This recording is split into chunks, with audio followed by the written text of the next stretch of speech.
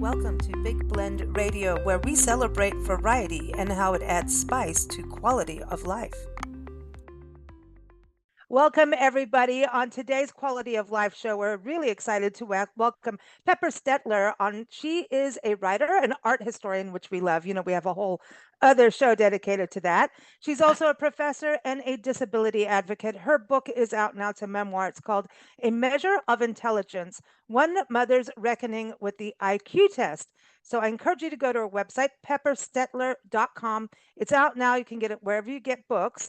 And I encourage you to go to your bookstore and say, hey, if you don't have it, please get it.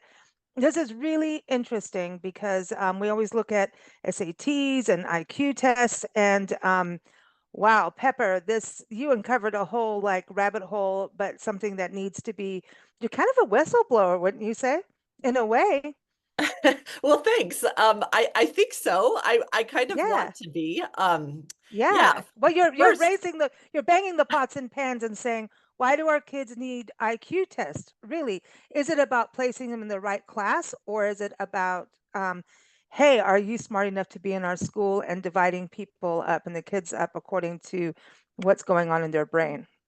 yeah, well, first of all, Lisa, thank you for having me on the show. I'm Oh, really we're thrilled so to be excited here. about it. This is great, great. Um, and that was one of the things that initially really fascinated me about the IQ test is that it kind of does both. I noticed like the IQ is required, say, for my daughter's individualized education plan or IEP that she's on because she has Down syndrome and needs to have some supports to be able to access a mainstream educational environment. And so, one of the things was like, okay, so she's not going to be able to get those supports that she needs if she doesn't have this IEP. And to get the IEP, you need to have an IQ test, at least in the state of Ohio. Most states require them. Um, so like from that, it's like, well, okay, that's you have to have it. And there's all sorts of things like when she gets older, in order to have a particular diagnosis that qualifies her for things like Medicaid and Social Security, you have to have an IQ test, and you have to have Wow. a particular diagnosis. But then at the same time, like being identified and being associated with a particular number and an IQ seemed really dangerous to me. Like I Hmm. don't know my IQ. Most people don't have an IQ number that they know and they associate themselves with. I'm sure like Mensa people Yeah. probably do from the other spectrum of it. But so that's what initially disturbed me about IQ tests is the kind of catch 22 of it all. Um, and then, I got really interested in whether I should allow my daughter's IQ to be tested and assessed. It's supposed to happen every 3 years for her to get the services that she needs in school. But then Hmm. eventually I realized, I don't whether or not I allow this IQ test to happen, the logic of IQ tests has shaped our sense of intelligence in such profound ways that, like, ultimately, it's still with us no matter if you take an IQ test or not, right? Like, the biases about intelligence, how we think we get intelligent, how it, Are we born with it? exactly. Are we born with it, or did we grow with it? And then is she does she have to have a certain IQ number to be able to get the support services? Or if they're like, no, she doesn't have high enough, she doesn't get it. Or if she's too high, then you're in a weird position, right? Exactly. Yeah, exactly. And so, my daughter is in a particular situation of having Down syndrome, which is a disability that's like, you can genetically determine and identify it. So like to me, the IQ test seemed a redundant in that way, and I didn't see how this was helping her in any way besides just a kind of bureaucratic qualification for Mm. services. But I can imagine if you have a child that has autism or a kind of a difference from normal. And of course, like IQ tests established what normal was, and the idea Okay. of how we all should be normal. Um, if you're different from normal and you don't have like a genetic explanation why, then IQ tests serve a different role in a lot of ways. It's pointing to what that person might struggle with, um, Mm.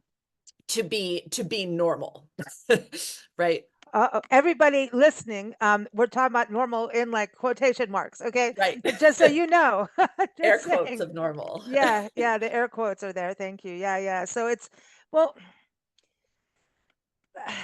but I mean, I know, parents with autistic kids, and the kids are really smart. Mhm. And so does that hurt them to get help? And even Down syndrome, right? Doesn't mean Sure. that they don't have a good IQ, Um, or it's does it? actually, I mean, I guess one way of saying it is that the IQ test was developed um, to define people with things like Down syndrome as feeble-minded, or on the kind of left side of the bell curve, right? So Okay. it was designed in a way that they're never going to do well on an IQ test. Like if we think of IQ tests as something that is deeply valued in the way that it is, then it's a game my daughter's never gonna win. But As ooh, but she might be really smart in something else that's not Oh, going with the heck yeah. IQ, right? That's Absolutely. yeah, My that's what I daughter mean about it. is Yeah. incredibly smart, but she doesn't present what she knows in the way that's expected on things like IQ tests and what's expected in school, right? So IQ tests Okay. value things like short-term memory, efficiency, speed, um, pattern recognition. It has certain things in which it defines intelligence that usually have to do with those things that will make you successful in the modern world. Mm. And those are things that my daughter struggles with, but it certainly doesn't mean that she isn't learning. And she certainly can learn. But it's just it's different for her. And the systems that we have created in our world, especially the education system, are based to privilege those who do well on IQ tests. Wow. So, that's the thing. I know when I went to school, I got bored. So then I became the brat. Hmm. And so e- each child is different. And I feel like we need to go, okay, so why is this child being a brat like me? Hmm. Okay, this is not stimulating anymore to Right. me. Why? If it's boring, well, it's because I've done it over and over, and I went to so many different schools because we traveled. Okay. We traveled the world and everything like that. And it was like, okay, I've done this 10 times. If I have to do Macbeth one more time, I'm going to literally puke. Sorry, Shakespeare, but I'm bored with it now, you know? And so instead of working with me and saying, hey, well, the rest of the class is doing Macbeth, why don't you do Othello or something? Yeah. There was no, it's like here, it's all black and white. Right. And I think that is not the way the education world should be, because it every person is individual. And some, I always thought IQ tests, like going way back when I was in school, which was Yeah. way back when, it was about, are you mechanical, are you creative? And I think both are actually interwoven and the same, but I thought it was about that. And you could always make up, they always did those things about what are you going to be when you grow up thing, and I would change it every single time just for the fun of it. Again, brat mode, bored. um so I don't Yeah. know. I think don't I almost feel like, can't we just get to know the kids and see where they're excelling, where they need help? And Hmm. sometimes where they need help is just like maybe you're forcing something that it's not going to serve them. Right. Yeah, that's true. Um, I think I agree with all of that. I mean, and it has a lot to do with the learning style of people like my daughter, um, just doesn't work well in what's expected in a kind of, standard classroom. She has a hard time paying attention for Hmm. a long time. Um, and I think like we can recognize the challenges that all of us have, like all of the challenges and the talents that we all have. But the thing about the history of the IQ test is that early on in the early 20th century, that deficiency, as it was considered for somebody like my Hmm. daughter, was used as a reason, as a kind of scientifically based, they assumed justification for segregation, right? So you have Oh, to move all of the kids who are quote unquote the feeble-minded. special class.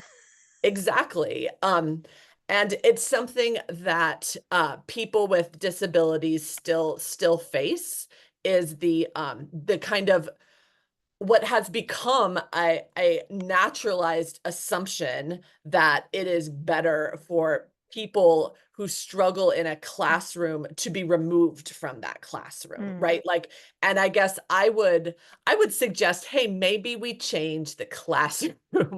Like maybe we design classrooms where there's a focus on community. There's a focus on everybody yes. helping each other out, where there's a focus on everybody can draw from their own strengths to develop confidence Mm, in themselves.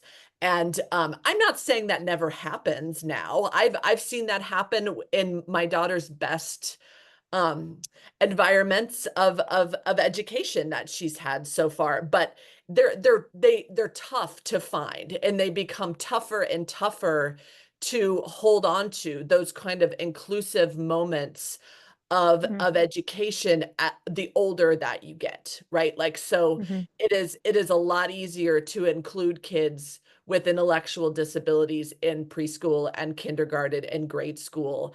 And I've heard this over and over from parents, like it is the fight to get your kid included in classrooms becomes harder and harder the older that the mm, person gets. And then like we wonder why um people with intellectual disabilities have so few opportunities as adults, right? Because they mm, just become thanks to the expectations of our society, they become more and more isolated and segregated. And yeah. I'm trying to say, like, well, maybe we change, maybe we change the way that we think Right. about society, rather than focusing on a sense of deficiency or what a person can't do. I agree because I love the community part of it because when kids get like, oh, well, you're this, so we're just not going to deal with that. And the school or the education system, and not all teachers believe in that system either, Yeah, right. right? So the school says, no, you've got to go to this special needs class and you're put over there. So kids start doing that, like, oh, well, I know because I was in the band thing, right? So, oh, you're a band kid. We're not, you're one of those, right? Band, So like it's the the same identity of thing. playing an instrument, or did band mean something else? Did you play an It was instrument? it was just yeah, but yeah, and saying and all of that, but it was Yeah, like, oh, okay. you're not doing the cool kid stuff, you're up in the nerd class, right? Yeah, You're the yeah, right. nerds, right? Yeah, And so, we start these divisions, like what you're saying, this community base is so cool to um really foster, because I don't think the other kids are going to know how to deal with your daughter Louisa, right? To yeah, actually sit there and oh wait, let me spend some time with her and get to understand how we can communicate together and become friends. Whereas now it becomes almost a ridicule, right? It's yeah, almost like, oh, they're the people over there. It's like when we were kids, like little kids, right? Then we always have the creepy house on in the neighborhood that some elder woman with cats. Just kidding. yeah.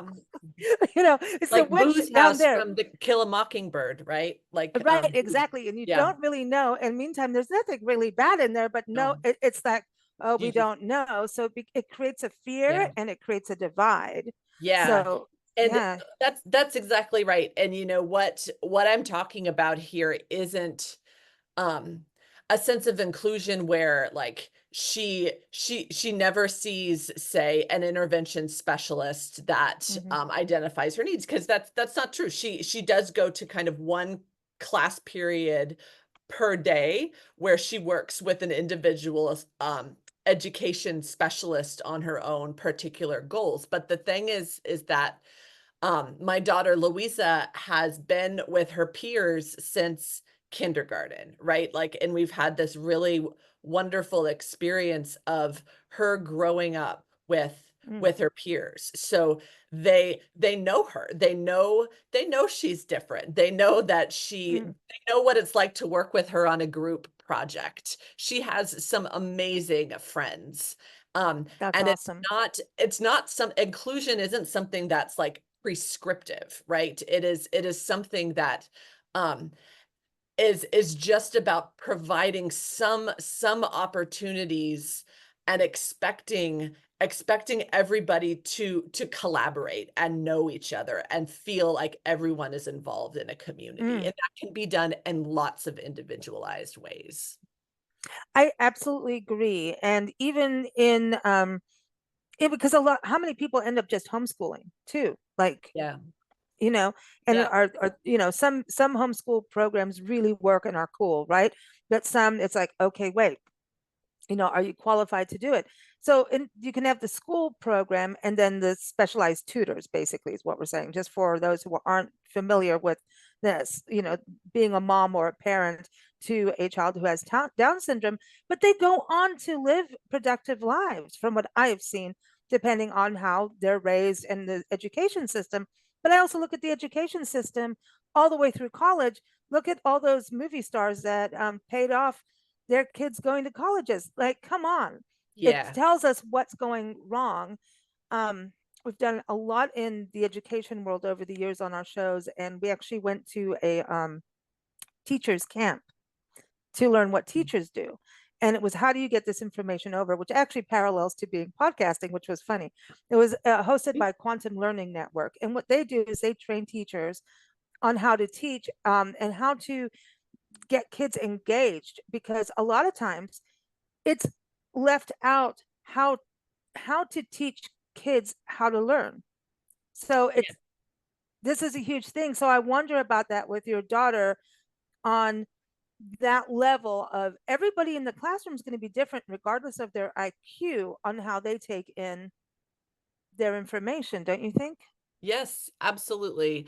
And and like I said, I think there's a lot of teachers that set up a classroom in a way that do this really Mm-hmm. well. I've seen that work. But you mentioned things like higher ed, and it made me think of the chapter I have in my book where I kind of realize how ableist higher education is, right? Like, and how even the way that I teach in my college classes um, will not be accessible to my own daughter. And I feel terrible about Mm. that. And there's ways in which even I see in my college students how their idea of what education is impacted by um how Hmm. we've shaped intelligence, right? Intelligence is something that's measured. It's measured on a test. So I have to get a high test score, right? Like I students are less and less, it seems to me, interested in actually learning because it makes them good people and good citizens, but rather it's like, what do I need to do to get a C in this class, right? Like, and there's just ways in which I know I am implicated in this system as a professor, but at the same time, I have some deep resentment of those students because my daughter will never get this Yeah. opportunity unless we find a program for post-secondary education for people with intellectual disabilities, and there's like 300 of them in the country now, but still, like, learning is something you should do to improve yourself as a human, not to get a high score. right? And Right, we right. forget that so often. And my daughter, like I said, Mm. is deeply interested in learning. She is an incredibly smart person, but she doesn't really care or is really able to get high test scores. Right. It's just going to be a different way. And, Yeah, as an art historian, how many times do you look at people's art and some of them did classes and study together, but it was actually communities of artists that actually changed things. Like if you look at him, impressionism and absolutely. things like that, it Yes, was actual like Weir and all of those guys got together, and it was their community that made the changes, right? I'm not saying that going to absolutely. tutoring and all of that was bad, or to education is bad. I'm a big believer in education, but Hmm. there's many ways to come at it instead of going the purple stamp. Yeah, the gold That star, is not right? encouraging. Yeah, here's the gold star and here's the purple stamp. You're on either side, make your pick, right? Yeah, There's more. And I think it's, I, what I find is we've got to get those who are in the education world, no matter what age, to get to a level of understanding. And I think history is a good, I'm glad you're into history. It was one of the hardest things to grasp in school, because it was, here's a timeline of dates and this is what happened, and they left out all the juicy gossipy cool stuff for us to yeah, go like, this is about people. I mean, art history is about people, and it was yeah, art history, and whether it's paintings or music, told the truth, right? And it's yeah. like, and someone in there's going to have Down syndrome and be telling the blunt truth, right? Yeah, In art. exactly. And, I think one of the most important things is that, like, history explains the way that our world is now, right? Mm-hmm. So you can't really understand um, why we treat people with intellectual disabilities the way we do if we don't understand the history of the IQ test and of eugenics and of segregation. I know And the like, eugenics thing. Blah. yeah, I mean, and It's this still is like happening. this is what I want my daughter to have access to. I want her to have access to the self-knowledge and the self-awareness that comes from knowing history and knowing the history of the disability rights movement and things that are usually taught in college, right? Like, why can't I don't care what grade she gets. I don't care what her GPA is. All I want her to do is learn in the way that she needs to learn for herself. Mm. So I know that, aren't you going and doing some actual changes to policy? You're working towards that. Can you tell us a little bit about that, or are you not allowed to? I should have asked before this, but like, No, thank you for asking because you're about it. also part, everyone, she's also, I know this is our quality of life show that we have, but because that's our parenting show, but you're also in the Women Making History show, because it celebrates women of the past, the present, and the future. So I think you're right in there with all of it. I'm honored. So Thank you. yeah, yeah. So tell everybody about this. Yeah, so one of the laws and policies in this country that we have, thanks to the low expectations we have for people with disabilities, is that You it know, is you're making me legal. mad. As you say it, I just like my blood is running It up. I is can feel it. legal for businesses to pay people with disabilities less than minimum wage, Right. something that a lot of the people in this country don't know about it. I wrote a New York Times Mhm. op-ed about it in 2023.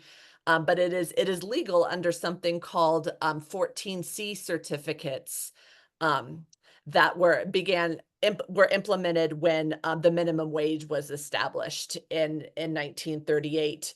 And there's a movement now to change this, to advocate for the fact that people with disabilities deserve to be paid minimum wage and to work with their peers in a community. Usually people that are getting below minimum wage work in things called sheltered workshops, where they're Mhm. isolated from society in a kind of segregated day program, where they're doing things, for example, like sorting balloons into different cups all day. And their potential is completely overlooked by a system that expects so little from people with disabilities. Mm. And I'm going to our state capitol in Columbus, Ohio on Monday to join a group that is talking to legislators to move forward on a bill that we have about changing this in the state of Ohio. It's not just that is like if they show further potential beyond that, which we know they have, right? Yep, absolutely. Then you go above the minimum wage, then you get cut off on your disabilities. So you could have just gotten $2 more, right? Right. And that's it, your disability gets cut off. And all of that Yes. kind of this balance of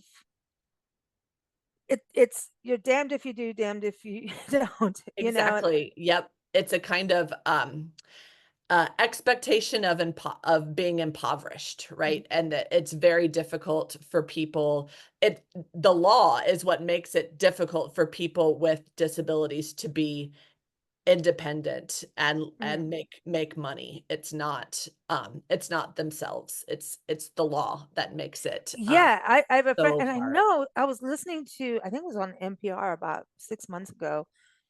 It's affecting housing Hmm. for those with a disability. And it's actually, we have a friend right now going through this where he has MS and he's able to do things, but it's like, okay, uh, his social security and disability won't cover housing. And then it's like it's not enough for low income housing where he is, but then if he tries to get money he won't get that, and it's going to affect his medical care. Yep. And he's in the retirement age, and this is Uh, what our so it's a mess. it's a It's mess. Like it's not only unjust, but it's incredibly complicated to figure out. Like it is a bureaucratic mess. it's a Yes. good thing you're a professor and an art historian because you know how to deal with that. Yeah, I don't know. I think I'm going to go back to school and get my PhD in finance or something like this to be able to figure this out in Mm. maybe about 10 years for my daughter. Because So art but history doesn't do much good. I know, it's like, well, you need art, right? And Of course. and the artists were rebels, in the Yeah. history of the world. But um in going with this, is there anything, for listeners to be able to follow this bill and maybe see if they have something in their state? I know you're doing this for Ohio, but what can folks, is there a website or anything that folks should know about? And maybe if they need to start something in their backyard, they can. Yep. So there's about 15 states that have introduced legislation to end subminimum wage. There's also really exciting, I think it's been promised in the month of September that the Department of Labor is going to come out with a report with a kind of policy advisement for subminimum wage certificates, 14C certificates that the Department of Mm. Labor is responsible for issuing to businesses to pay subminimum wage. So people can watch for that. And the National Down Syndrome Society, under their policy section on their website, actually has a lot of information about subminimum wage. And you can write or call your state representatives and tell them that you're outraged by this. And if you have a personal story or know Mm. somebody who's being affected by this, then we need people to talk about it. It's a political year. It's a good time. Yeah, yeah, it is. I mean, It's disability always a good policy time. should be I part don't, of it. yeah, Yep. it's always a good time to raise your voice, and as many people you can get to help you with it. But like you're saying, a personal story really helps. Yes, it does. Yeah, to knock Yep. on the doors and writing a book. So putting this together, how fun was that? On top of everything else. I mean, I don't know how much time you have in the day to do everything, put it all together. It Wow. was so fun. I mean, it was I just I went about it in a way that was I was researching and figuring all this out before I knew I was writing a book about it. Like I just Yeah. wanted to sort of figure out what was going on, and I was kind of annoyed, I guess, as a professor that I had a hard time understanding all of this IQ stuff and like the way that psychologists think about this. So I was determined to like figure this out and understand what's going on. Mm. And then I sort of realized that like, oh, this is important. I want people to know more about the history of the IQ test, and I want people to think about how we think about intelligence in our world today. And then I was writing a book, and I just found it really, really important way to spend my time. Well, it's the IQ test too, and I think about it going back into our history of this country and how a lot of people didn't get the education that they deserved. In fact, would you weren't allowed to, it was banned. We're talking about the days of livestock and slavery, right? Yeah, And right. it wasn't that long ago. And so, and we still have, areas in our country that still are not getting the education that they need. Hmm. So, what happens with those kids with their IQ tests? Do they just get to stay in the same impoverished area and not grow? I mean, Yeah, I mean, thank goodness that you don't have to have a certain IQ to qualify for education these days, but yeah, but that doesn't mean that everybody gets an equal education, right? mm, And there's there are ways in which, as I talk about in my book, because of the extremely flawed logic and extremely specious science of the IQ test, it ends up being this way of proving in scare quotes the idea that white people have the highest IQ and people of color, especially Black Americans, have lower IQs, and therefore why would we waste any educational funding or opportunities on people with low IQs, right? So we don't mhm. explicitly think this way anymore, most of us at least, but there's still ways in which there are huge inequities in Mm. educational resourcing depending on race and also depending on class, right? So basically, intelligence is a class that has been.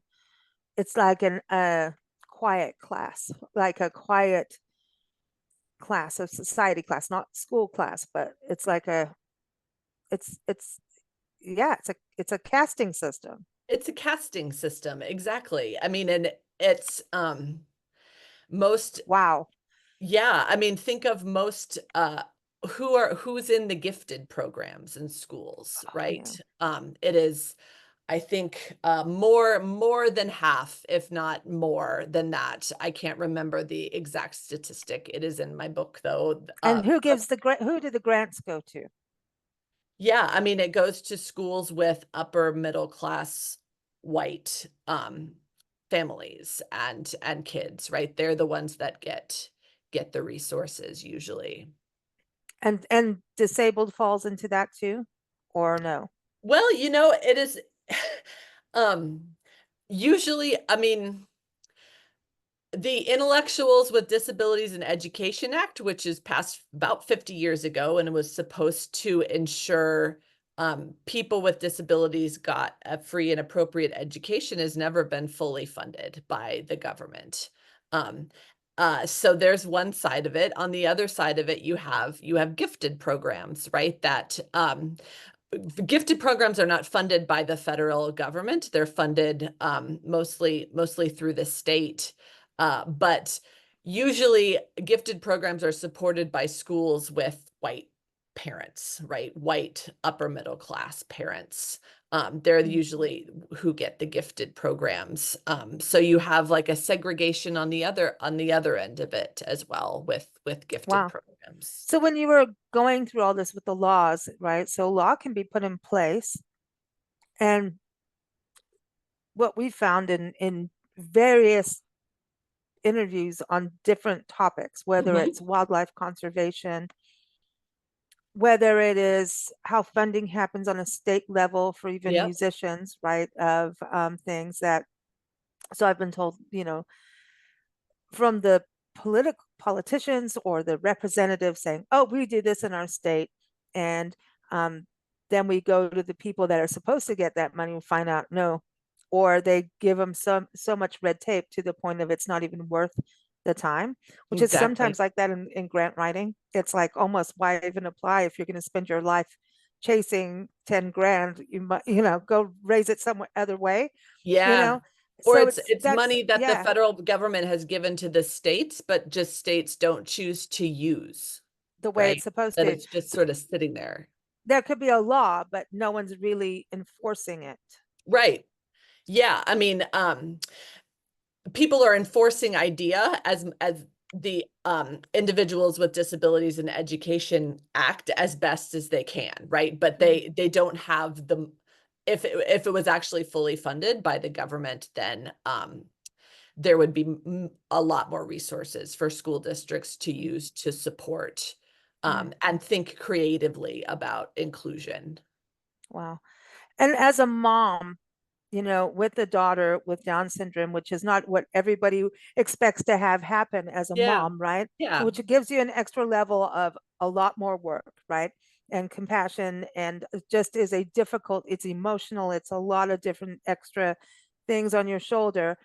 Writing this book and standing up for things and really learning all these different, things that are happening, like the IQ test and questioning things, did that give you an extra level? I know it's extra work, but kind of like an extra way of handling everything, just in that, looking at something from a bigger picture than the day to day. Yeah, absolutely. I mean, I guess that's also something I struggle with a lot. I am and something I'm very upfront about in the book is like I am someone that has done really well at school, right? Like I am good at school. What And was your IQ test? I don't even know. yeah, I I never don't even had, but know. I wasn't in the gifted program, but like No, me I'm neither. good at school. And I'm I have a high sense of organization. I am always punctual, right? So there are these things about even though I can write this book and understand how we have biases in our society against people who think differently. Um, I still like struggle honestly with like, with when my daughter just doesn't do well on an assignment or a test because she just rushes through and didn't really do it. She's just kind of like not focused on doing it, or like she forgets to tell me that she has a homework assignment that we were supposed to work on together. Like all of these still things still frustrate me. And I guess like my book in a way was just to on one level just to kind of um put those two things together, right? Like, and Yeah, they don't easily resolve each other. i right. still Because i still because struggle kids are with still going to do exactly what you're talking about. yeah. Yeah. Yeah, Yeah. so that's still there. You can't go, okay, this is Down syndrome. This is not, like, you have to kind of look at it all, right? But it's like it's hard because kids still, every kid does that to their parents, right? And Yeah. there's love and then there's frustration on what's going on. So you Right. guys you deal with so much and your career. I mean, yeah. So any advice on how they can breathe and handle everything? Yeah, I mean, I would say be gentle and patient with yourself.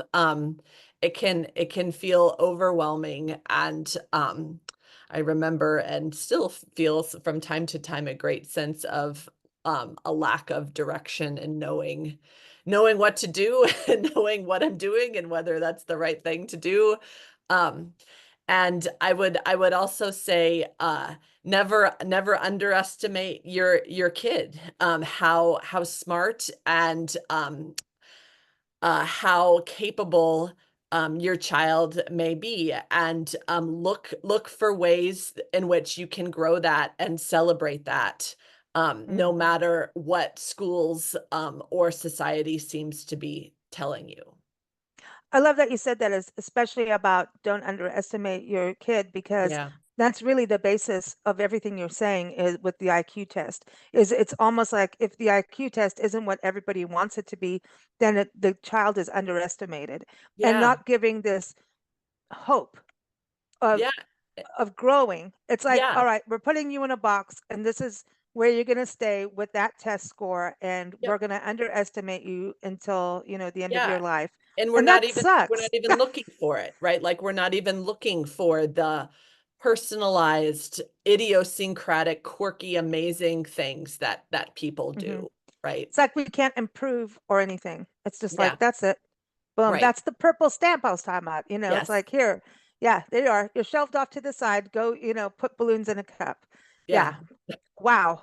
All right. Well, thank you for everything you do. Everyone, again, Pepper Stetler, go to pepperstetler.com. The book is A Measure of Intelligence, One Mother's Reckoning with the IQ Test. You can get it anywhere books are sold, but just go to her website too and follow her on social media and everything else. Thank you so much, Pepper. It's been a pleasure having you on the show, and Thank you thank you so for all much, you're doing. Lisa. Yeah, thank you so much. This was really a pleasure. I really enjoyed talking with And you. go get him on Monday, man. Thanks. Thanks.